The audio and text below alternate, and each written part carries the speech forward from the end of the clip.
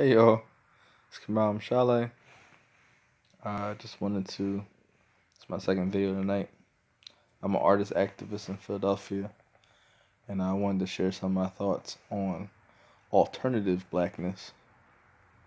That is the idea of being black uh, and not falling into a lot of the stereotypes of what it is to be black in America, or black, I guess, in the diaspora as well. Many different places, there's a certain perception of what it means to be black, and if you differ from that, then people make judgments about who you are, and they police your blackness. And I think that should stop. It needs to stop immediately. It's not on us to police other people's expressions of themselves. There's no actual police officer who's going to check to see if your expression matches blackness before they pull you out of your car.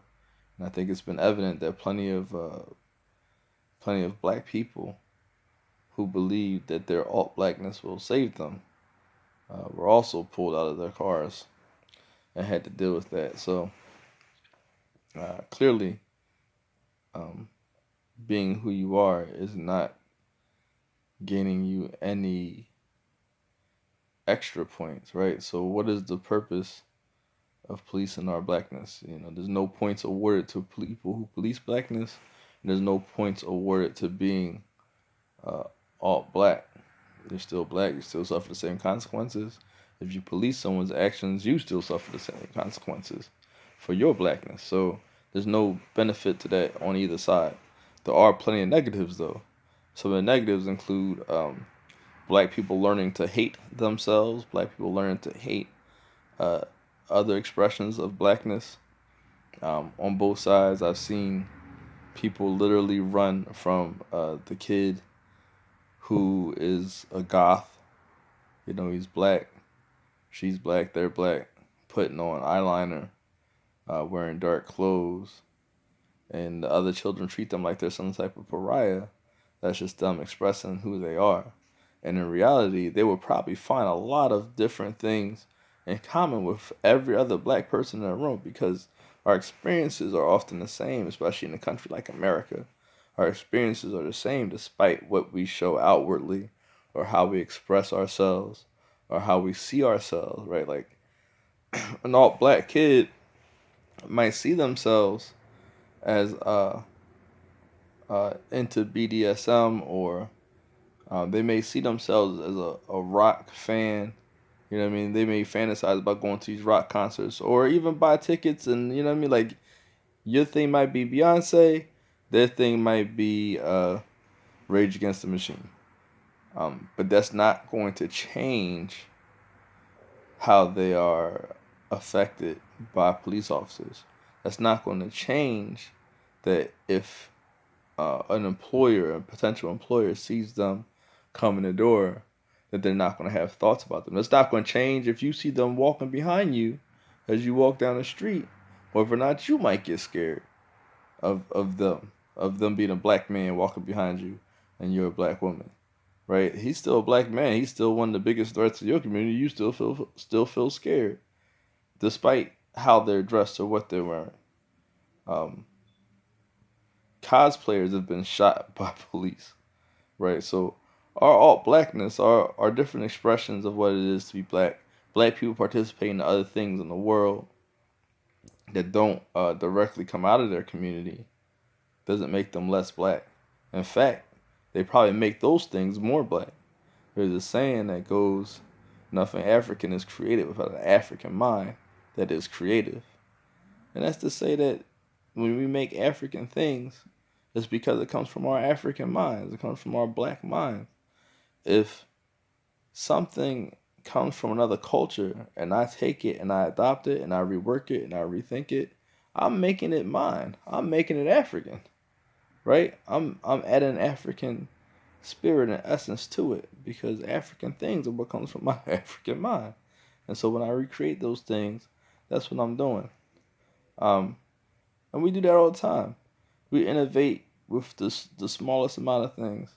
And so it really is no wonder that there are different experiences and expressions of blackness throughout the diaspora and throughout America. The only real question, only real weird thing, is that we would take a visage that we got from white people and apply it to ourselves, and then tell ourselves, right, other black people, that they're wrong for not sticking within that framework, right? If you don't wear a gold chain, well, then you corny. If you not, into wearing revealing clothes, then you corny.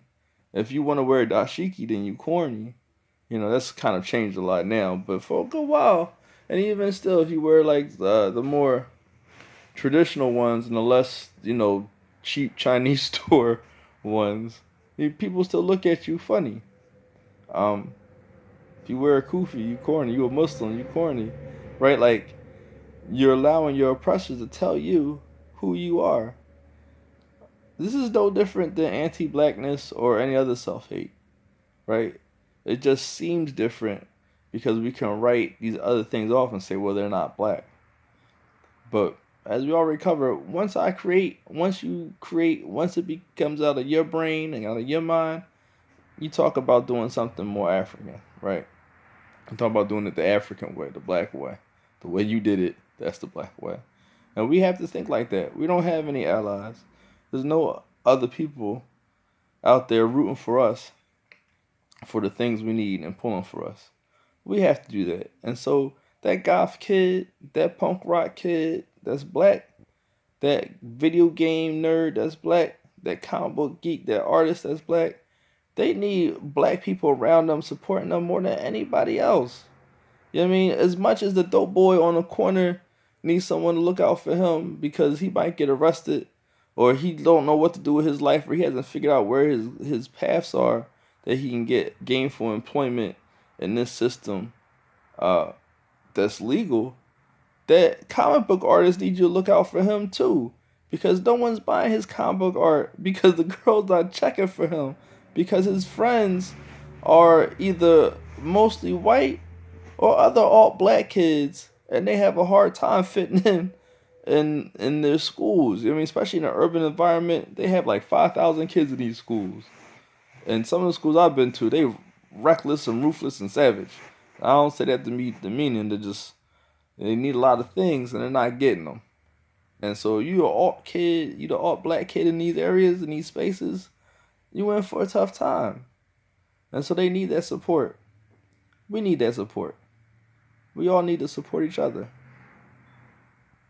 It is our duty to love and support one another, right? So that's what we should be doing.